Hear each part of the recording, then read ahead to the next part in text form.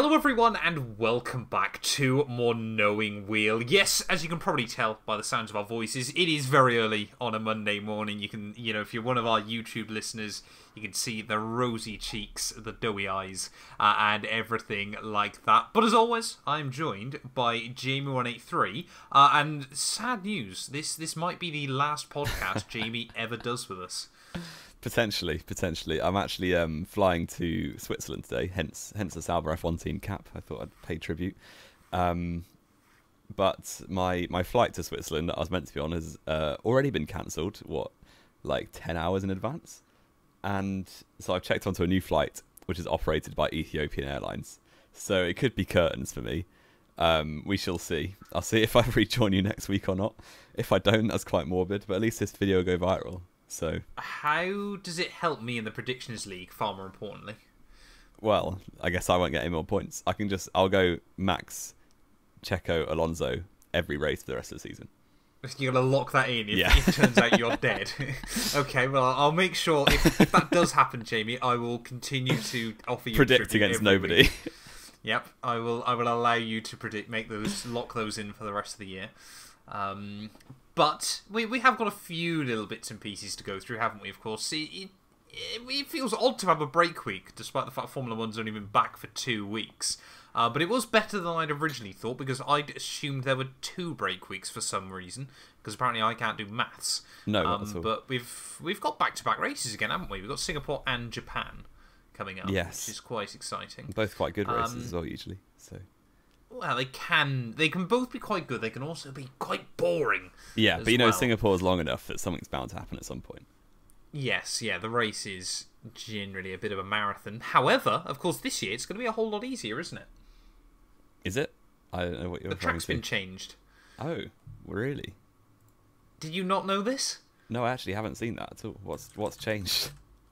This got announced months ago. Jamie, we're on Knowing Wheel and you don't know about the Singapore track changes. So, the 17, 18, 19, 20 double chicane in the final sector is gone. Where's Nelson Piquet going to crash now? Well, Nelson Piquet Jr., exactly. Yeah, this is... I mean, it's curtains for him. Yeah. His Formula 1 career might be in tatters. Yeah. What's he doing nowadays, actually? Nelson Piquet Jr.? I have no idea. Yeah, keep talking. I can have a look. Okay, it looks like... Yeah, basically, you still do turn 17, which is technically the one where Piquet crashed. But you don't go back under the grandstand. No, it's the one before that, isn't it? Yes. Yeah, see... Yeah, that's really strange. So it's basically now another straight all the way to turn 16. Like under the grandstand, and then you come out and go around the final 2 corners.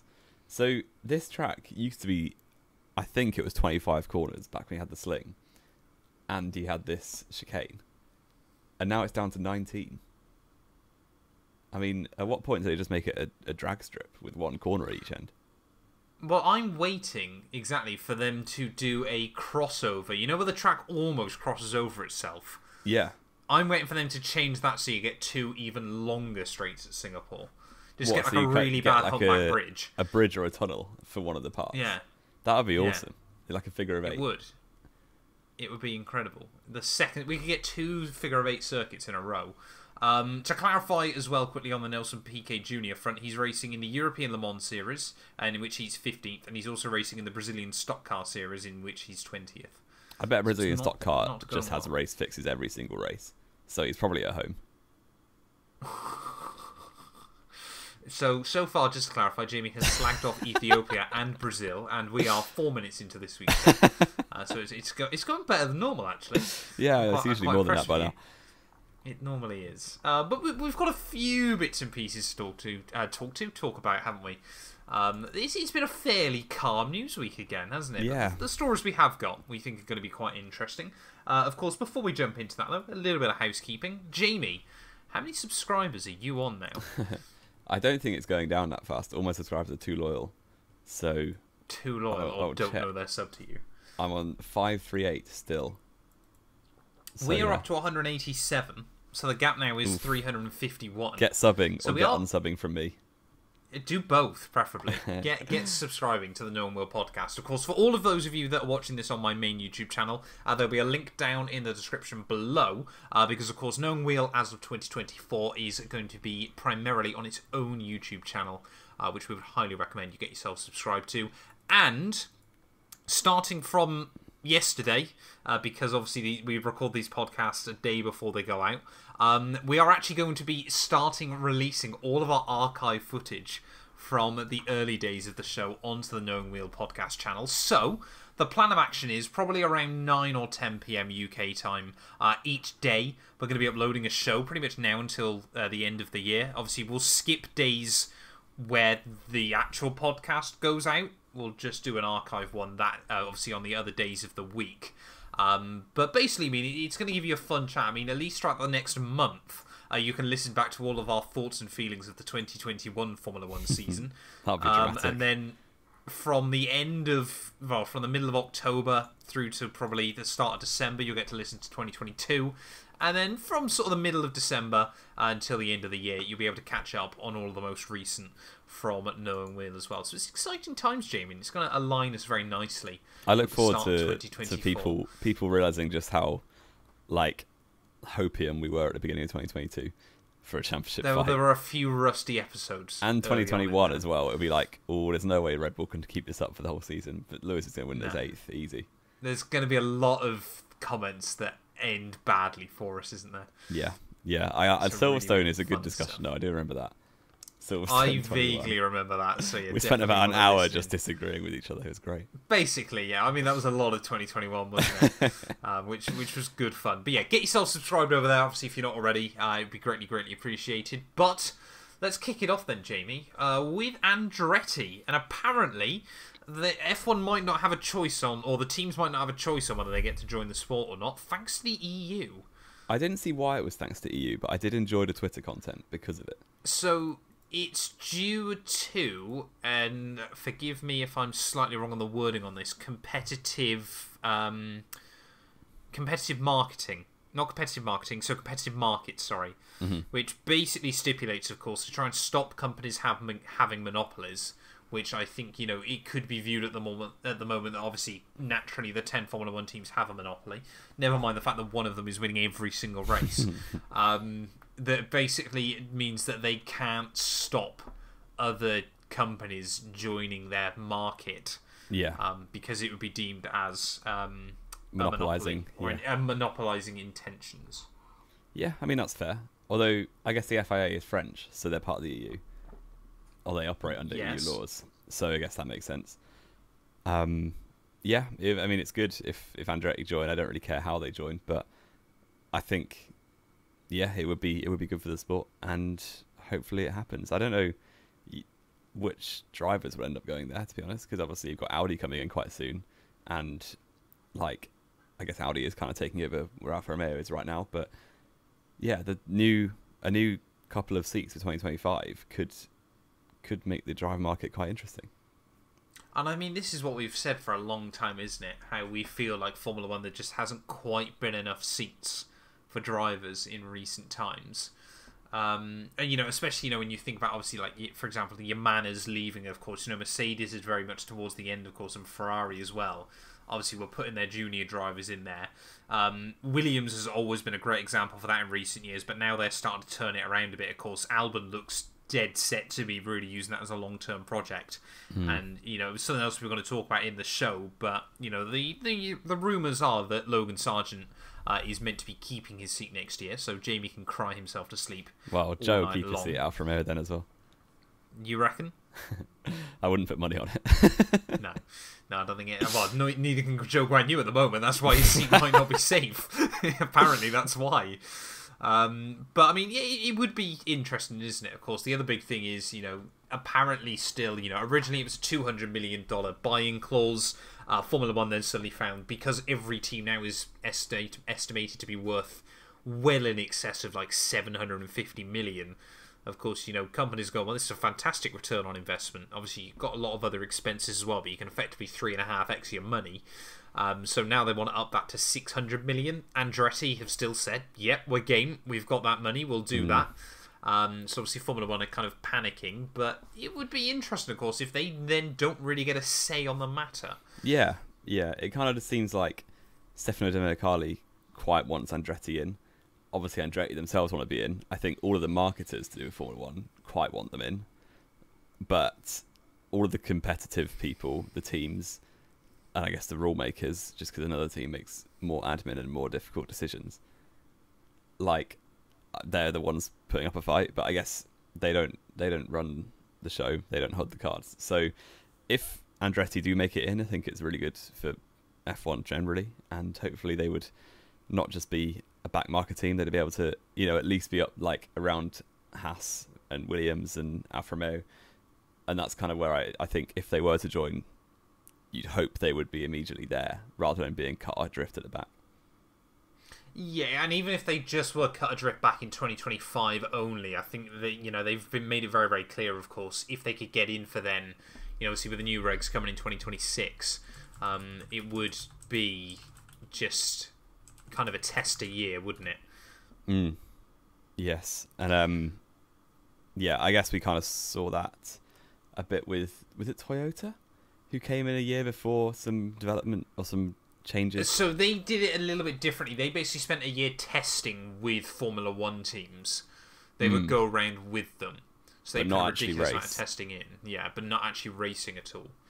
Right, okay. Oh, no, sorry, that was Honda. Oh, was it? Yeah, F1 in the mid-2000s was crazy. Yeah, there's just so much going on. But I think this is the thing, that I really do feel like we're stepping into another generation like that. I mean, hopefully. It's sort of the late 90s, the early 2000s, where you've got so many teams coming in, so many big projects, and it's just going to be one team that dominates. And just like it was in the early 2000s. Some of those teams with these massive, massive ambitions. Like, when you've got 6 teams with huge ambitions, naturally one of those teams won't score points on most weekends. Which is like crazy. Because like a team like Alpine with their budget, or even we saw McLaren earlier in the season, for them to be finishing like 14th on pure pace just shows how competitive the sport is if you ignore P1 and 2. Yeah. It is mad, isn't it? And I mean, we've always said this before, haven't we? Especially, last year as well, but this year even more so. The battle at the front has been so boring, but the battle behind, again, has been absolutely sensational. Oh, yeah. And I mean, there are rumblings, aren't there, now, of course, because, Alfa Romeo, Williams... Well, Williams not so much, because they're being carried by it. But Alfa Romeo, Haas, and AlphaTauri is sort of, trying to poke the FIA in the back, sort of going, can we have points all the way down to 20th? Because obviously, at the moment, you don't really talk about our fight going on, but it's actually quite mad. Yeah. And it's such... problem is with only points for like 1 to 10 is that, so I would argue that actually the majority of normal races, you've certainly earlier in the season, you had Alfa Romeo probably being the fastest of those teams on race pace. But because in the normal races they're then finishing 14th, 15th, and then on the crazy races or the high speed tracks like Canada or like Monza, for instance, Albon's just there finishing 7th. And Alfa Romeo are never going to catch that up because their car is almost too generalised to be able to finish 7th anywhere. They're just going to finish 12th everywhere. Yeah. And if they had points down, it would be, certainly between Alfa and Williams, I think it would be a lot closer. It would be interesting, and of course it would depend on obviously what point system they use. I guess you could try and say that everyone inside the top 10 gets 10 more points than they're currently on, and then you just stagger it all the way down. I wouldn't even mind if 20 didn't get you a point. Yeah, I would say like maybe 1 to 15 or something. Because like, realistically, if you could have an absolute shocker of a race, like, I don't know, you look at Nick De Vries at the start of the season. If he's having a race like Canada where all he's doing is driving people off the track, I don't think he deserves points for finishing like 17th, 18th, to be honest. There is only a couple of points. It's all still relative, isn't it? Yeah. But I wouldn't want to just, devalue the joy of getting points that you look at from the title of the season, like Jules Bianchi or Pascal Wehrlein getting points in the manner. That was just crazy good. You don't want to lose those moments. No, I think that is the thing as well, isn't it? Kind of those things as well are pretty special because, of course, Formula 1 has always been, for those minnow teams, scoring those few points are absolutely mad. But yeah, back to, I mean, we've gone very off topic there, haven't we? Obviously talking about Andretti. right now then, Jamie, say they get the call up for 2025. Who would be their two drivers, do you think? Logan Sargent, maybe. As you one reckon of them. he'd get dropped by Williams, do you? Well, I don't think Williams would put up too much of a fight if Andretti came calling. Fair enough. Because like Andretti Chase wanted the an bag. American driver, exactly. Because he's not a huge asset to Williams. He's obviously they'd get some money for a break clause or whatever. So I think he could be one, and they'd probably look for somebody solid and dependable for a second seat. So maybe even Sergio Perez. You reckon? I don't think Perez would want to take a step down, but if he got kicked out of Red Bull, then why not? Well, that does lead us quite nicely into our next point, doesn't it, Jamie? Because apparently the not well-kept secret in the paddock at the moment, which has started to get confirmed a little bit around the place, is Lando Norris could be heading off to Red Bull as soon as 2024. And we've kind of been on this, don't want to blow our own trumpet, but for about 18 months, it feels like, to be honest. We have said this for a long time. But yeah, you've had kind of the questions getting thrown at both Norris and Verstappen, and Helmut Marko as well, about like could Norris end up in that second seat, whether it's 24 or 25 or beyond. And the answer has never been no, is how I'd best describe it. So yeah, I think Verstappen has said he would he would look forward to racing with Norris. Obviously, we've all kind of always known that Perez wasn't a long-term solution for that team. And Norris is obviously one of the best drivers on the grid, stuck in a car which, to be fair, is better than it was at the start of the year, but is still not capable of winning races. But then 9 out of 10 cars aren't capable of winning races at the minute. So yeah, I think it would be great for all parties. I don't think it will happen for 2024, but you know, Red Bull aren't struggling for money, so they could just buy Norris out of his contract if they wanted to. Yeah, I don't know, Jamie. Because we've spoke so much about how seemingly quite boring silly season has been this year. It really has made me wonder whether this is going to be the huge shake-up that comes in the winter. Do you think it would be a huge shake-up? I just think they'd probably do a straight swap. Because I think Red Bull have enough grace to give Perez a safe landing. But would McLaren want Perez? It didn't go well last time. I suppose it didn't go well last time, but that was 10 years ago now. So, I mean, who else would McLaren get? Because I think the thing is, not only did it not go well for Perez last time at McLaren, but it didn't really go well for McLaren when they had Red Bull's damaged goods last time in Daniel Ricciardo. I would say Perez is kind of towards the top of the mid-level drivers, and I don't see McLaren being able to attract a top-level driver, personally. So I think, obviously, Perez himself has some history at that team, which maybe doesn't help him, but, you know, you're looking at the likes of Perez, Sainz, Gasly, Ocon, any of that range driver. Are McLaren going to be able to attract any of them? If Perez is there, I don't see why they wouldn't just take him, because otherwise you're kind of looking either at a rookie or down the grid completely. I mean, this is the thing, isn't it? Because effectively we're asking our question of... don't get me wrong, I think Oscar Piastri's absolutely got the pace to be a number one driver in a team. But would McLaren want to use him yet as a number one driver? Yeah, I'm not sure he's ready to lead the team yet in his second season, if it was to happen this year.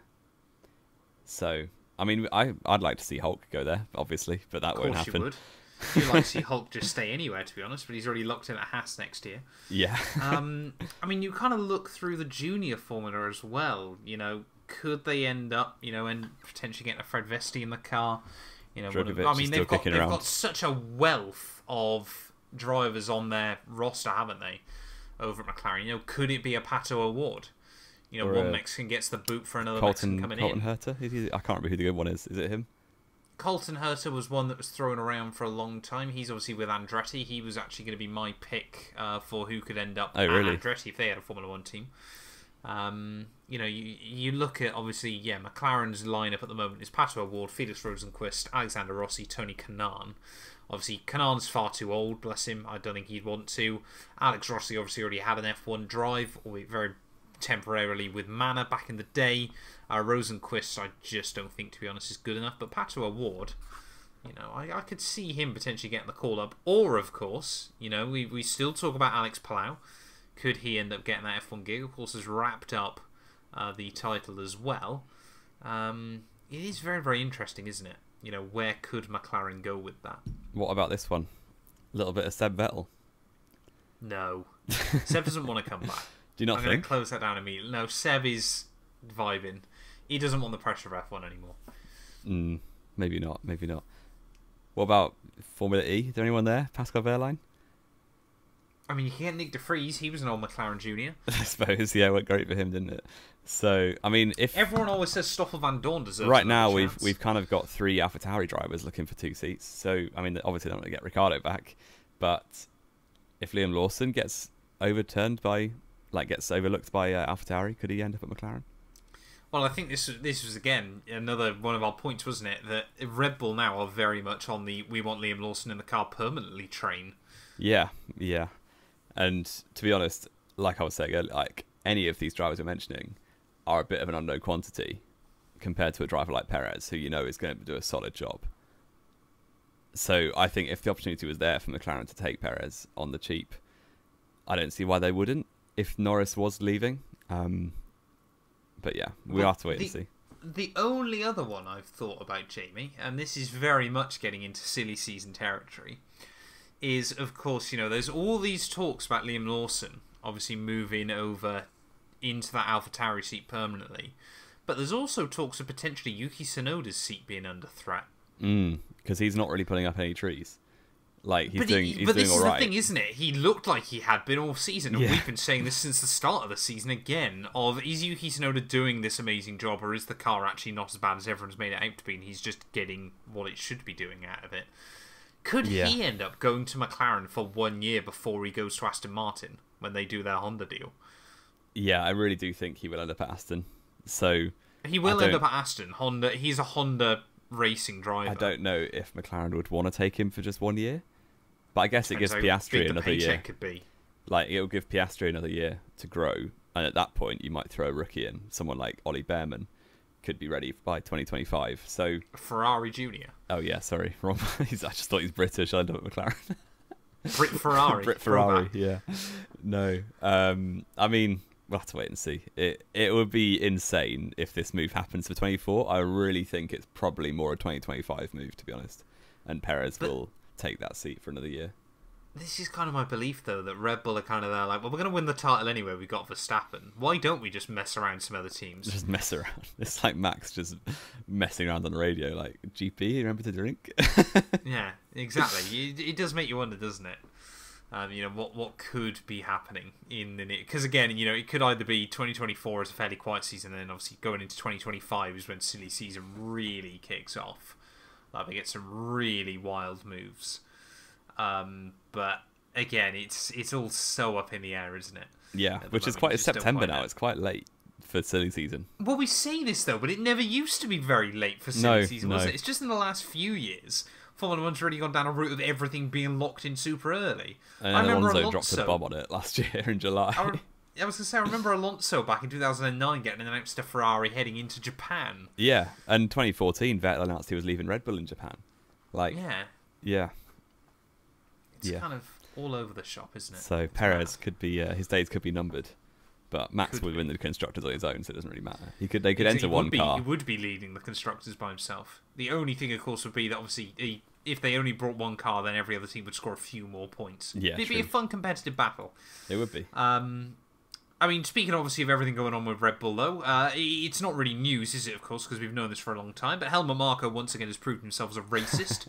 Felt like, obviously, that needed mentioning. He didn't make himself look too clever, did he, with his comments about Mexicans? Classic, Richard Hammond style. But it was very Richard Hammond-esque. And then he backed that up, didn't he? So, of course, he effectively said that Mexicans have got a different mentality to Europeans. He called him South American, first of all, which, of course, Mexico isn't in South America. Yeah.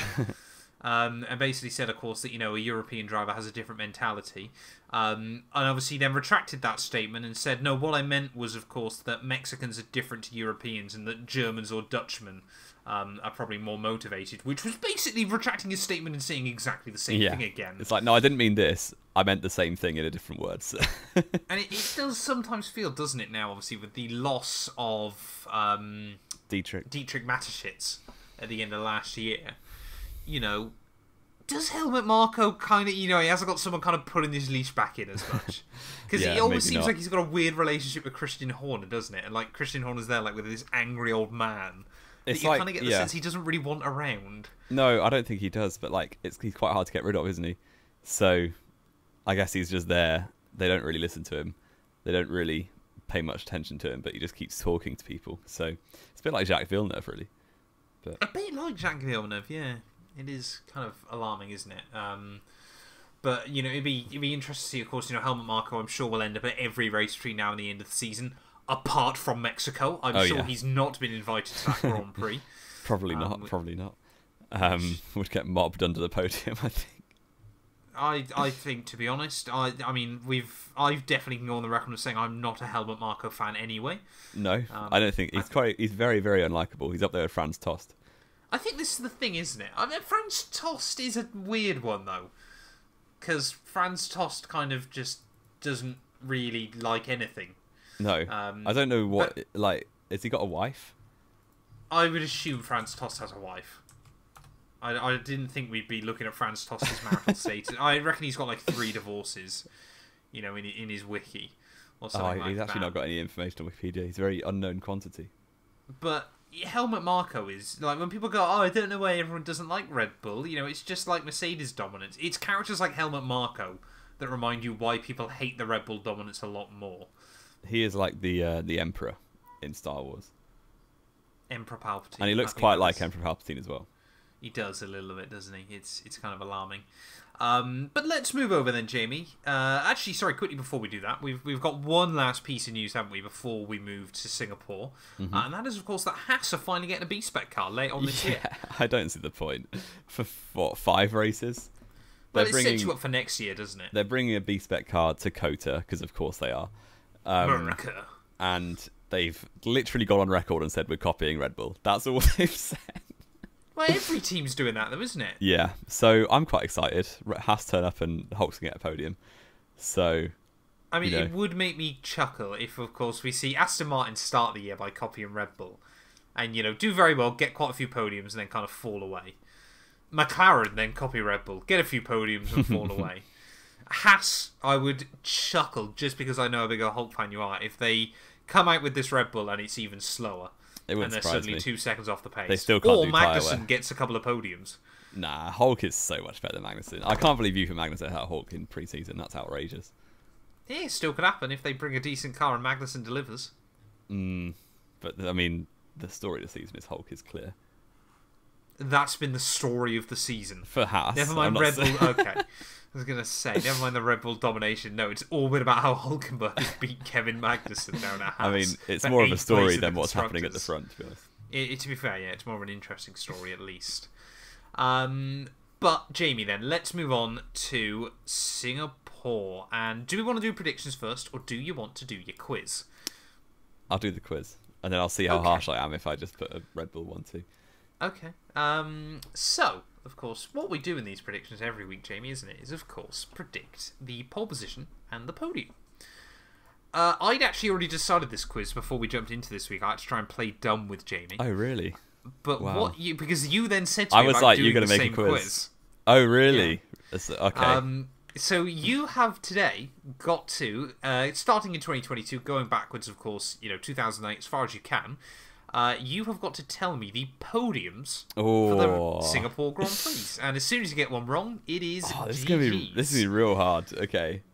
I've got as much time as I need. I can't wait for it to be over immediately. How much time as I need? Yeah, you know time limits. Give me some grace for the first 3, I reckon.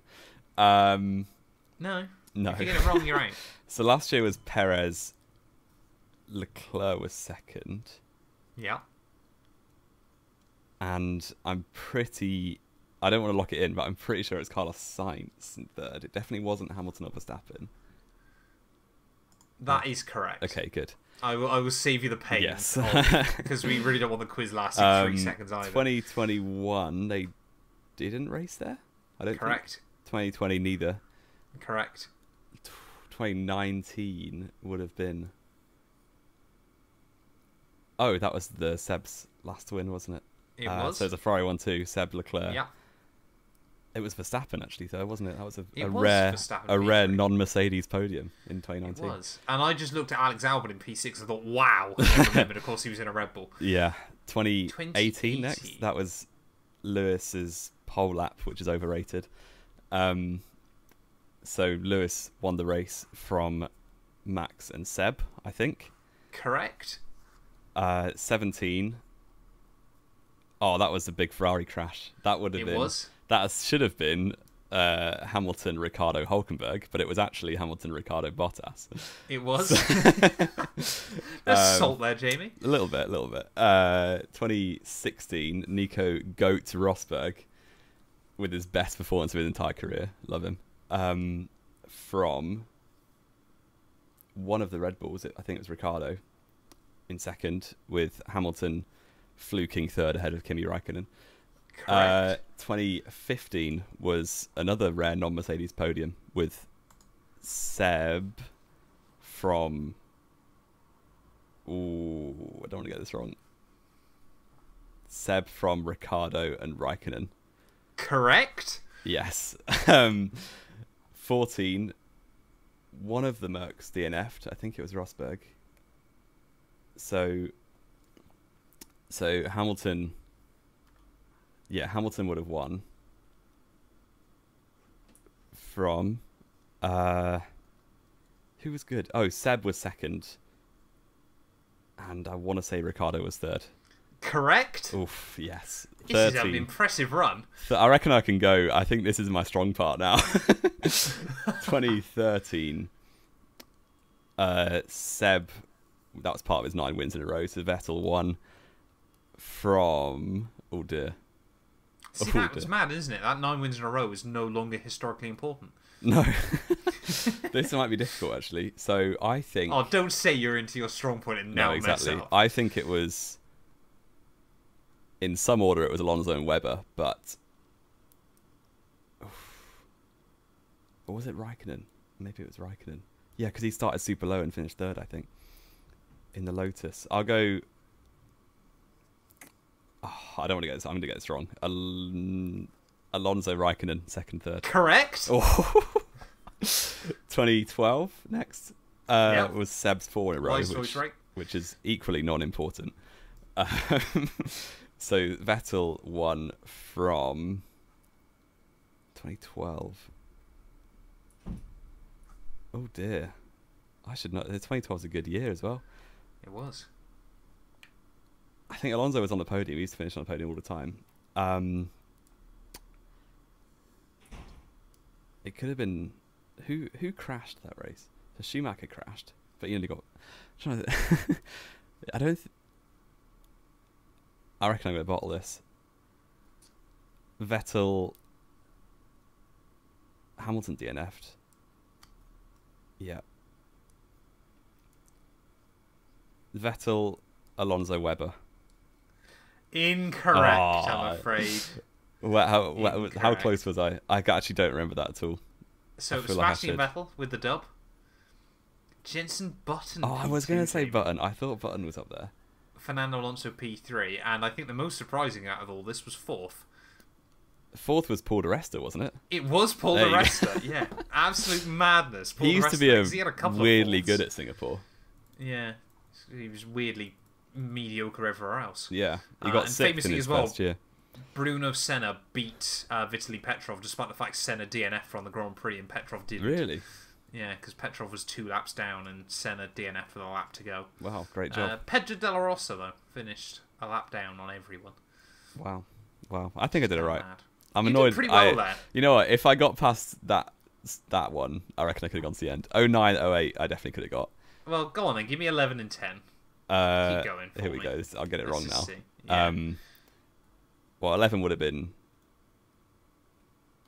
Seb, Webber, Alonso, I think. Wrong. Oh, well, then never mind. Seb Button, Webber. Correct, yeah. And 10 was Alonso, Vettel. Yeah, 10 was Webber. a famous one, wasn't it? That is correct. And then 9 was Hamilton, Glock, Alonso. Yeah. And 8 was Alonso. Who was... Oh, Rosberg, Hamilton. Yeah. Yeah, there you go. Fair play to Almost, you. Fair play to almost. Almost. That there. killed you just 10 kept forgetting minutes. Jenson Button. Yeah. You really did. You did well there. You did fantastically well. And that's going to lead us then, Jamie, into our final point of conversation today, which, of course, is our predictions, where we're 46 apiece. As we head into this weekend. It is all level pegging. And as the editor of the show, I'm still going to go first, therefore. I'm going to check the weather. Oh, it might rain. Shock. It's always going to rain. It's 2023. Every race is rain affected apart from Monza. And the ones in the desert. And the ones in the desert. Wouldn't surprise me if we get rain in Qatar in a few weeks. Yeah. Looking forward to that race, actually.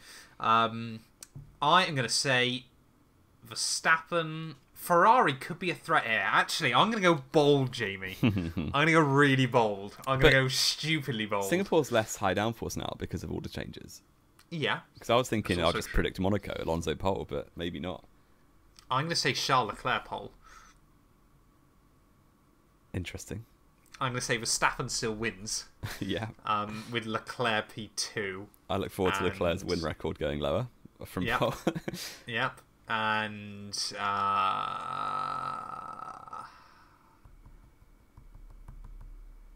let's do I go safe? No, let's go risky. I'm tying. I can afford to take a couple of risks. Let's go Alonso P3. All right. Verstappen pole, Verstappen win. So both said Verstappen win. I'll go I'll go Alonso, Hamilton. Get all the champions on the podium. Interesting. Have we got anything else to talk about, Jamie? Have we? Kazuki Nakajima also scored a point in the 2008 Singapore Grand Prix. That's one to note. Well, that should have been Rosberg's first win, but, Renault were cheats. But it wasn't. Well, could we see some race fixing from Alpine this weekend? Probably not, although they have said they're done with their 5-year plans. Yeah, their 5-year plan, 200 race plan, no, 100 race plan, is now going to be like a 1 race plan. Get Gasly another win. Hire staff. Yeah. Yeah, well, Gasly and Ocon are the ones left, really, aren't they? So pretty much. But less rinsing Alpine. I don't think we've got anything more to say, really, apart from Hulkenberg's on a podcast on Beyond the Grid. So I'm going to go listen to that after this. Fair enough. Thank you all, as always, so much for listening. If you have enjoyed, please do make sure to leave a like, get yourself subscribed, and we will be back then very, very soon. Well, I hope so. Hopefully Jamie will be back, with a Singapore Grand Prix review.